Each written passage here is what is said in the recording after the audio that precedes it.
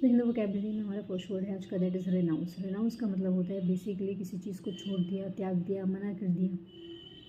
ठीक है, सिनोनिम्स देखते हैं हम इसके लिए। सो हम इसके लिए एब्डिकेट कह सकते हैं, एबनीगेट कह सकते हैं, अबैंडन कह सकते हैं, रेलिंक्विश कह सकते हैं, सकम्ब कह सकते हैं, सरेंडर कह सकते हैं, कैपिचुलेट कह सकते हैं, गिव अप कह सकते हैं, गेव इन कह सकते हैं, गिव इन कह सकते हैं आप इसके लिए, थ्रो इन द टाल कह सकते हैं, रेज द वाइट फ्लैग कह सकते हैं आप इसके लिए।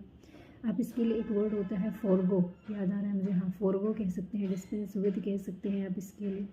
फिर आप कह सकते हो इसके लिए एक तरीके से डिफाई कर दिया, डिनाई कर दिया, रिफ्यूज़ कर दिया, रिफ्यूट कर दिया, रिबट कर दिया, रेप्यूडिएट कर दिया। हमारा नेक्स्ट वर्ड स्क्रैम्बलिंग। स्क्रैम्बलिंग के दो मतलब होते हैं।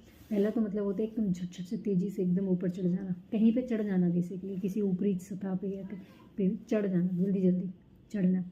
और दूसरा मतलब होता है बेसिकली कि जब बहुत सारे लोग किसी एक चीज़ को चाहते हैं तो उसमें छीना झपटी जो होती है ना, उसको भी स्क्रैम्बलिंग कहते हैं।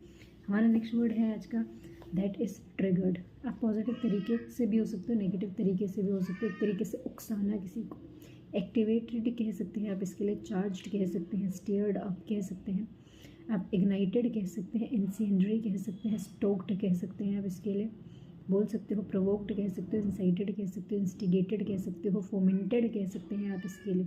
और अगर आप पॉजिटिव तरीके से कर रहे हो तो स्टिमुलेटेड कह सकते हैं, एनकरेज्ड कह सकते हैं, पुश कह सकते हैं, प्रोपेल्ड कह सकते हैं। हमारा नेक्स्ट वर्ड है आज का, दैट इज़ इंडिस्पेंसिबल। बहुत इंपॉर्टेंट है, कोई चीज़ काम नहीं चल सकता।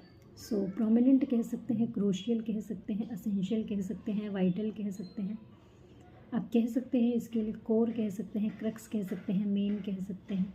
आप बोल सकते हो इम्पेरेटिव बोल सकते हो, की कह सकते हो, मेन कह सकते हो, हार्ट कह सकते हो। वैसे हार्ट का मतलब तो एक दिल भी होता है, लेकिन हार्ट पॉइंट मतलब main point, important point.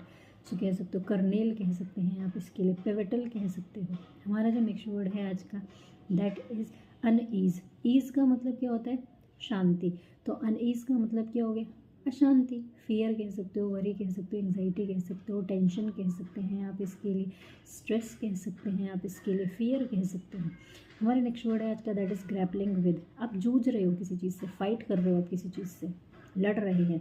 So fighting with कह सकते हैं, कॉन्टेस्टिंग विद कह सकते हैं, डीलिंग विद कह सकते हैं, कोपिंग विद कह सकते हैं, फेसिंग विद कह सकते हैं, किसी चीज़ को फेस कर रहे हैं आप कह सकते हो इस तरीके से। टैकलिंग विद कह सकते हो, स्ट्रगलिंग विद कह सकते हैं आप इसके लिए। ओके जी, किसके लिए, ग्रैपलिंग विद के लिए।